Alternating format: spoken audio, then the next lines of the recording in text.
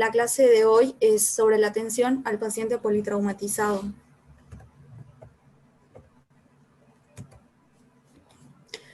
Bueno, la definición de un paciente politraumatizado.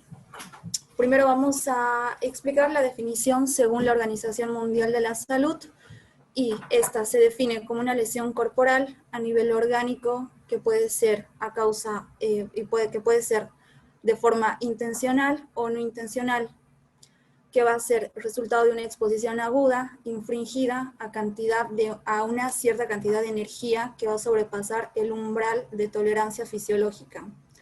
Según la AO, define como un paciente politraumatizado a un síndrome que sobrepasa la gravedad definida, con reacciones sistémicas, traumáticas, secuenciales, que pueden conducir a una disfunción o falla de órganos remotos y sistemas vitales.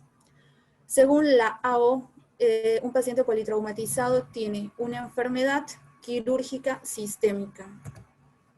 En resumen, el paciente politraumatizado un politraumatismo es una coexistencia de lesiones traumáticas múltiples producidas por un mismo accidente que compromete el riesgo vital para los pacientes. Todo paciente con traumatismo severo se considera un paciente con prioridad. Dentro de los traumatismos severos podemos llegar a mencionar a pacientes que sufren accidentes de alto impacto en vía pública, choque auto-auto, choque contra un árbol, contra una pared, accidentes de moto, pacientes con quemaduras graves que comprometan más del 20% de la superficie corporal, pacientes con heridas de arma de fuego, heridas por arma blanca, pacientes con amputaciones traumáticas y pacientes con evisceraciones. Dentro de la epidemiología, según la Organización Mundial de la Salud, se dice que los pacientes politraumatizados, según el traumatismo, los pacientes que sufren accidentes de tránsito estarían considerados dentro de un 75%, pacientes que sufren caídas en un 20% y pacientes que sufren accidentes laborales en un 4%, pacientes con lesiones deportivas en un 1% y más o menos se tiene una edad estimada en la que generalmente todo paciente llega a presentar algún accidente, que es entre los 30 y 40 años. Ahora vamos a hablar un poco sobre el ATLS, que es, las siglas están en inglés, pero que significa el apoyo vital avanzado en el trauma. Bueno, el ATLS yo considero y pienso que todo médico, ya sea un médico general, un médico clínico, un médico traumatólogo, debe saber los conceptos básicos, el manejo inicial del ATLS. Lo que vamos a hacer ahora es tocar puntos muy puntuales y posteriormente vamos a hablar específicamente del papel del traumatólogo en la atención del politraumatizado. Vamos a mencionar como una evaluación inicial que la ATLS menciona la preparación del paciente, se debe realizar un triage, una revisión primaria en la que debemos revisar el ABCDE del paciente. Posteriormente se va a realizar una revisión secundaria, un monitoreo continuo posterior a la reanimación y a la reevaluación del paciente, y se va a definir los cuidados definitivos. El ATLS habla de la hora dorada, que significa que los pacientes llegan a tener, todo paciente politraumatizado llega a presentar una hora crítica, que son menos de 60 minutos, en las que se debate entre la vida y la muerte. Esta hora dorada se va a dividir en tres. Se divide en tres etapas. La primera etapa llegaría a ser de segundos a minutos después del accidente, en la que el paciente llegaría a obitar a causa de rupturas en la aorta o rupturas de otro tipo de vasos de mayor calibre, a causa de lesiones cardíacas y lesiones en el tronco o la médula espinal alta. Esta primera etapa va a contemplar en un 50% de los decesos en pacientes politraumatizados graves. En la segunda etapa se va a dar de los primeros minutos a horas, y el paciente puede llegar a ovitar por hematomas subdurales, epidurales, ruptura del vaso, fractura de 2 o más huesos largos expuestos y más que todo fractura de pelvis. También pueden llegar a presentar hemoneumotórax o neumotórax. La tercera etapa es cuando la muerte ocurre dentro de los días o semanas después del traumatismo y suele ocurrir a consecuencia de una sepsis o de una falla multiorgánica. Ahora,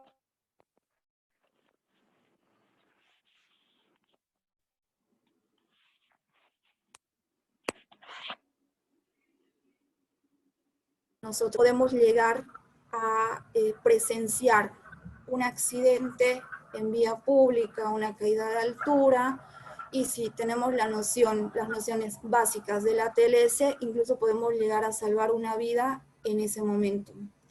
Dentro de la evaluación prehospitalaria vamos a evaluar la evaluación de la escena. Es muy importante en esta etapa, más que todo, cuidarnos nosotros antes de realizar alguna maniobra, antes de revisar algún paciente, antes de comprometernos en la escena. Se van a manejar dos aspectos. Primero y fundamental es la seguridad de la escena. Se debe descartar cualquier situación que ponga en riesgo al equipo de rescate. También nosotros debemos observar la cinemática del trauma, que es importante considerar la energía y los mecanismos involucrados en la escena para prever y sospechar el tipo y severidad de las lesiones que pueda llegar a presentar el paciente. Dentro de la evaluación inicial, en esta fase prehospitalaria, nosotros, una vez evidenciada la caída, el accidente, ya debemos observar si el paciente respira, no respira, qué tipo de lesiones tiene. Lo primero que se debe hacer siempre es mantener la vía aérea permeable. Si podemos llegar a controlar un control de una hemorragia por una herida, el control del shock, del estado hemodinámico, se debe realizar la inmovilización del paciente y en el caso nuestro, llamar a la ambulancia lo más antes posible para el traslado inmediato del paciente. También es importante recabar información del paciente.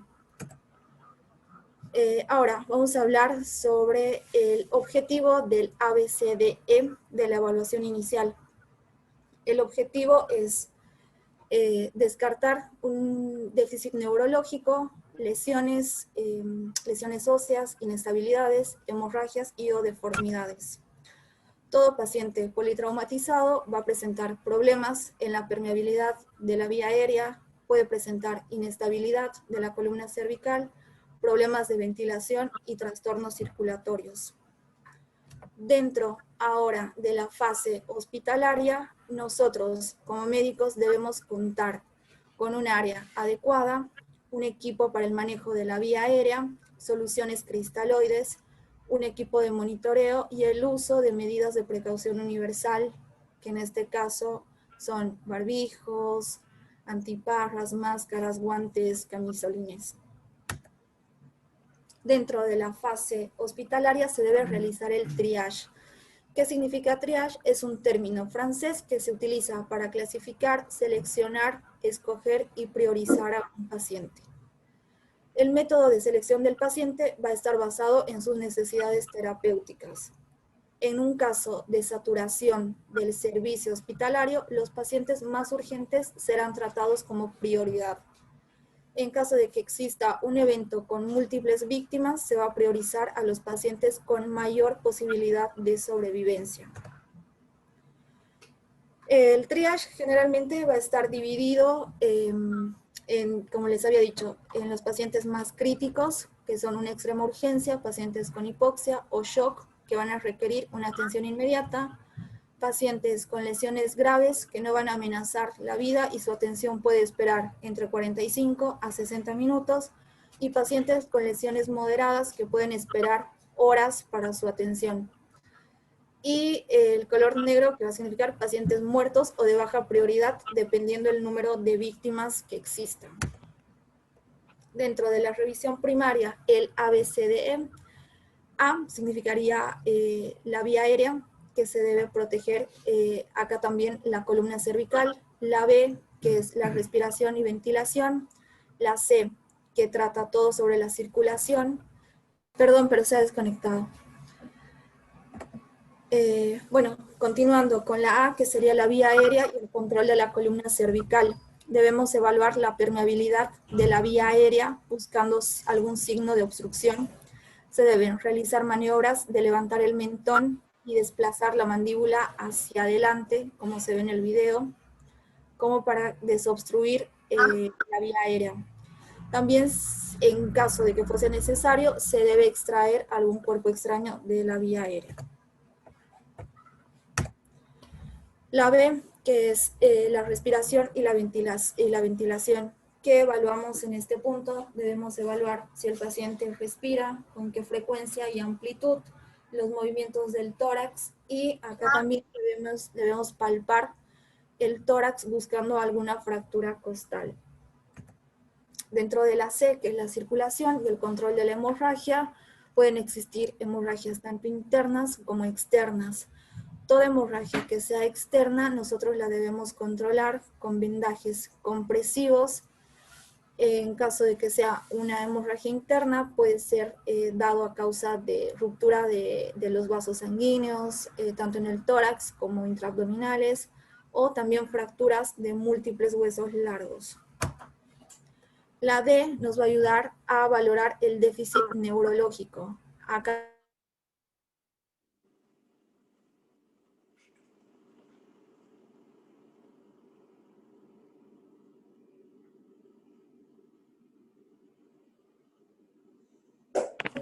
debemos usar la escala de Glasgow, que la escala de Glasgow se va a basar en 3 puntos, que son la apertura ocular, la verbal y la motora. Se dice que existe una lesión neurológica leve si el paciente llega a presentar entre 14 a 15 puntos en esta escala. Se dice que es moderada si presenta entre 13 a 9, y ya si la lesión neurológica es severa, el paciente va a presentar menos de 8 puntos en la escala de Glasgow. Y por último la E, que es la exposición y control ambiental del paciente politraumatizado. Todo paciente politraumatizado tiende a presentar hipotermia, por ende todo paciente debe ser cubierto con mantas térmicas. También se dice que se debe exponer la mayor parte del cuerpo en la que nosotros sospechemos que puede llegar a existir una lesión. Generalmente en el shock lo que nosotros hacemos es cortar y quitar toda la ropa para evidenciar que no exista alguna lesión en la parte dorsal o lateral o posterior del paciente. Ahora, también se deben tomar puntos adjuntos a la valoración primaria y a la reanimación. Que son los siguientes: debemos controlar los signos vitales, se debe realizar un electrocardiograma, el paciente debe estar monitorizado y con un control de la oximetría del pulso, se debe colocar una sonda vesical si es necesario, y en caso de que el lugar donde nos encontremos sea un lugar pequeño que no cuente con todas las especialidades, una vez realizado el ABCDE del paciente, este paciente debe ser trasladado lo más antes posible. Dentro de la población especial, se consideran pacientes, los niños, las pacientes embarazadas, adultos mayores, obesos y atletas. El ATLS tiene otro manejo que es parecido, pero que varía en algunos puntos para estos pacientes. Ahora se realiza la evaluación secundaria, donde se realiza esta evaluación cuando termina la evaluación primaria. Si hay varios profesionales, se dice que se puede realizar esta evaluación al mismo tiempo. Siempre se debe inspeccionar y recabar datos sobre el tipo de evento que ha pasado, o sea, el tipo de accidente o qué es lo que le ha pasado al paciente, el medio ambiente en el que se produjo, y también se debe hacer hincapié en la historia clínica. Se debe recabar datos de pacientes, si es alérgico, si toma alguna medicación, si recibe algún tratamiento actual. Y también en la evaluación secundaria ya se va a poder ver el tipo de lesiones, si son lesiones de tipo quirúrgica o no, si son traumatismos cerrados, abiertos, si existe una lesión térmica. Dentro del examen físico se debe realizar un examen de pies a cabeza, verificar las lesiones y buscar también cualquier tipo de lesión. En cráneo, por ejemplo, podemos llegar a buscar lesiones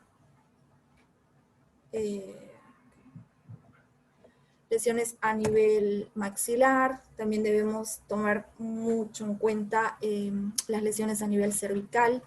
También se debe realizar una evaluación del perine, recto y vagina. Ahora, dentro de la valoración en conjunto, lo que se tiene que solicitar ya son los estudios radiológicos, imagenológicos. Se debe, todo paciente politraumatizado, dependiendo la cinemática del trauma, lo que debemos pedir es radiografía de columna, radiografía de las extremidades, una panorámica de pelvis, y si contamos y podemos, debemos pedir una tomografía de cerebro, una tomografía de tórax.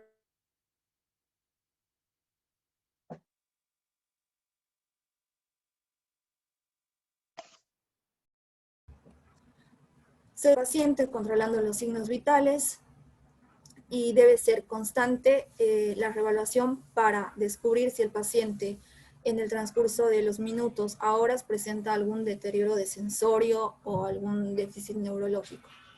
Y también ya se va a poder definir el tratamiento definitivo. Como habíamos dicho, si el tratamiento va a exceder a la institución en la que se encuentra el paciente, este deberá ser derivado a la brevedad posible. Eso sería más que todo un manejo en conjunto y general de un paciente, de un médico en una guardia. Ahora, yo he encontrado un artículo que titula así, que es el papel del traumatólogo en el tratamiento del paciente politraumatizado. Se dice que todo paciente politraumatizado va a llegar a presentar lesiones musculoesqueléticas, que en un principio y muchas veces no llegan a comprometer la vida del paciente, pero que posteriormente este tipo de lesiones son las lesiones que van a dejar secuelas en el paciente. Sin duda, el traumatólogo tiene una participación activa dentro del shock room cuando un paciente ingresa, cuando un paciente politraumatizado ingresa. El traumatólogo debe saber lo básico y lo esencial del ABCDE como para él poder interactuar con el resto del equipo. En este artículo menciona que la escuela de Hannover de Alemania subdivide o realiza tipo un score de la atención del paciente, que lo divide en periodos, lo divide en 4 periodos, pero más que todo esto es como para el manejo neto traumatológico. Lo divide en 4, en un periodo agudo o de reanimación, en un periodo primario o de estabilización, en un periodo secundario o de regeneración y en un periodo terciario o de rehabilitación.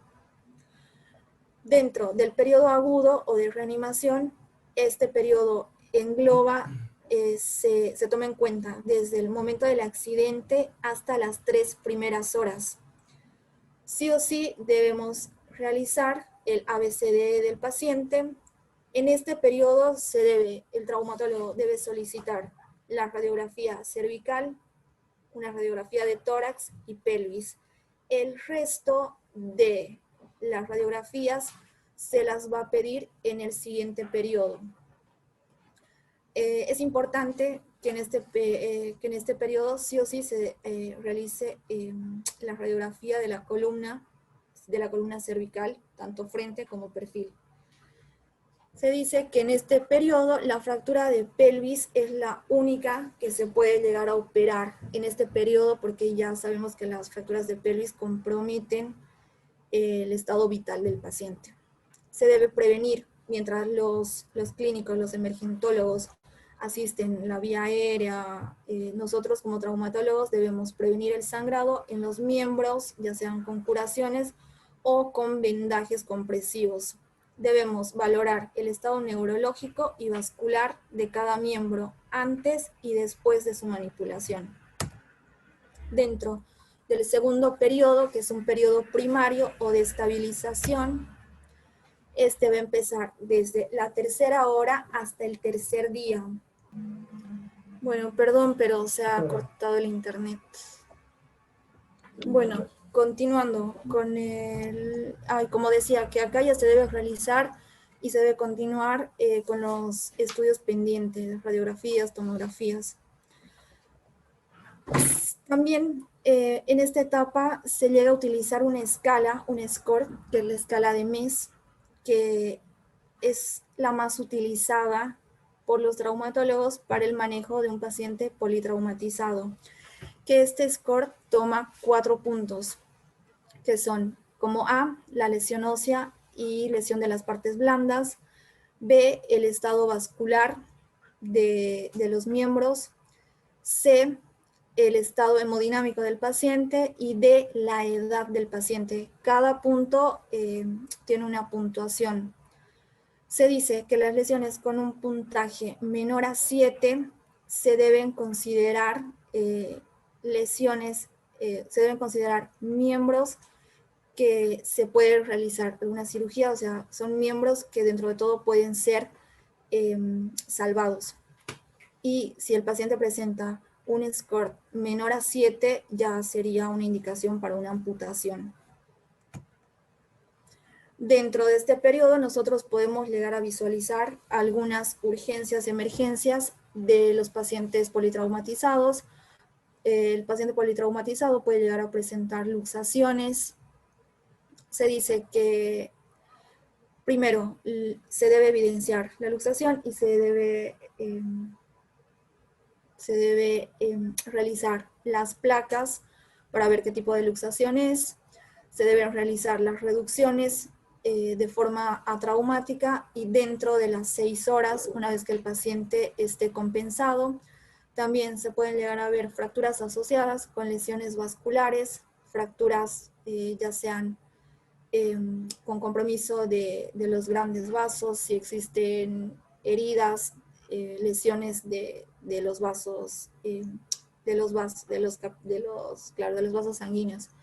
También pueden llegar a presentar los pacientes síndromes compartimentales, fracturas expuestas y fracturas cerradas de huesos largos.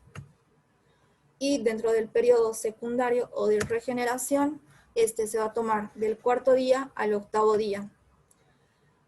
En esta etapa el paciente ya tendría que ser un paciente estable y con un buen estado general, y se continúan con los procedimientos quirúrgicos largos. Se pueden realizar ya los colgajos, injertos de piel, y ya se puede realizar la osteosíntesis de las fracturas.